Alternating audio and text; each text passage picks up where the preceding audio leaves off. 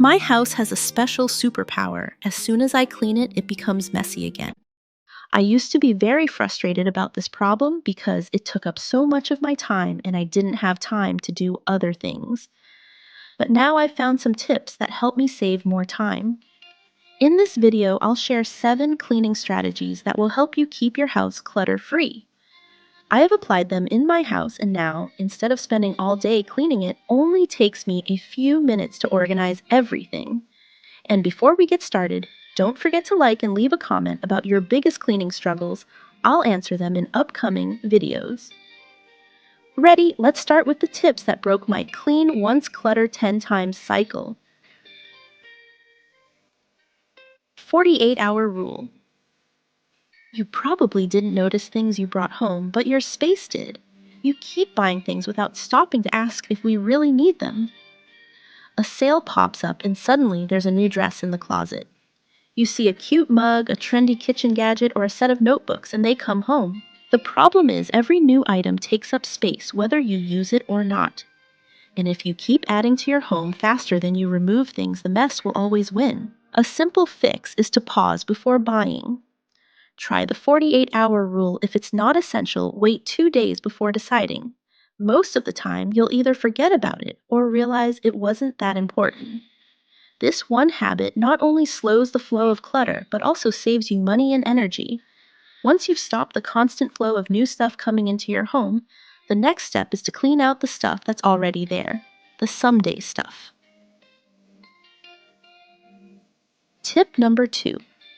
Clear the someday items. Have you ever kept something because you might need it someday? Me too.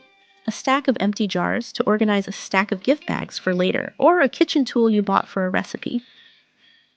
Here's a simple way to tackle the problem. Go through a small area, a drawer, shelf, or cabinet, and pull out whatever you've kept when you need it. Ask yourself, have I used this in the past year? Can I easily borrow it or replace it with something else? Is it truly useful or just taking up space out of guilt or habit? Once these space wasters are gone, we can focus on making the most of the time we have to tackle the things that are left. Once you've cleared out the someday clutter, the next challenge is using your time well without letting distractions steal it. Tip number 3. Focus your decluttering time. Have you ever noticed how easily your cleaning time slips away? You plan to spend 15 minutes doing the dishes, but your phone rings. You respond to a text, browse the web for a bit, and then realize the sink is still there. To be truly productive, give those minutes your full attention. Put your phone in another room, turn off notifications, and focus on the task until it's done. When you're truly focused on a task, you'll get it done faster and more efficiently. In the next video, I'll walk you through the core methods of cleaning your home strategies that can really change the way you keep your home organized. If you're interested, subscribe so you don't miss out.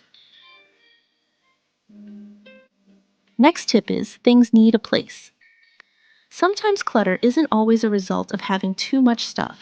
Sometimes it's just a result of not knowing where to put things. Spare keys, batteries, flashlights, chargers, tape measures, jackets, bags, they just float from surface to surface, making the space look cluttered.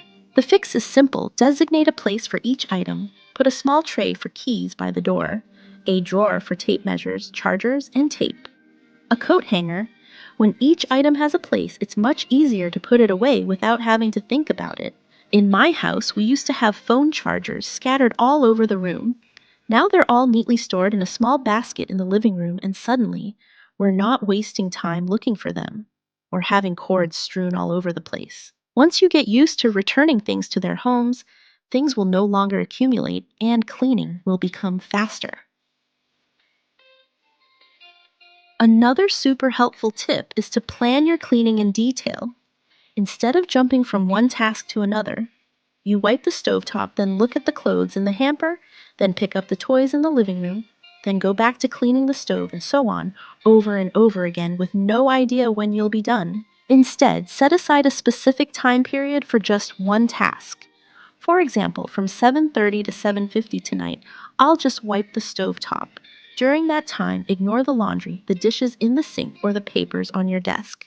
This makes it easier to get started and less confusing about where to start. In my house, this simple change makes cleaning more enjoyable because I can actually check off tasks as they're done instead of leaving them unfinished.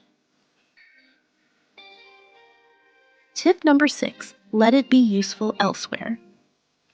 It's strange how something brand new can still become clutter. A gift you never used, a tool you thought you'd love, a notebook still in its packaging. It's just sitting there untouched because you don't need it, and it feels wrong to let go of something too new. The solution to this problem is to try donating those items. Donating them to someone who needs them or selling them to someone who really needs them. Donating these items will not only help eliminate the feeling of regret when throwing away a new item, but it will also make your home lighter, cleaner, and much easier to clean. One last tip is to keep a small box nearby while you clean. One thing that slows down the cleaning process is having to go back and forth to put things back in different rooms. You take a book from the living room, bring it into the bedroom, see the laundry there, take it to the laundry room. All that walking around makes you feel tired and discouraged while cleaning. To solve this problem, keep a small box or simple tray in the room you're cleaning. As you clean, put anything that belongs somewhere else in it. When you're done with that area, take the box out and put it all back at once. This little habit not only saves time, but it also helps you feel less tired. Here are 7 small changes I make every week to make my house look more organized without spending too much time or effort. I also made the core methods of decluttering to help you keep your house tidy. If you are interested, subscribe to get notified tomorrow, and don't forget to like and share with your friends so I can continue making more videos.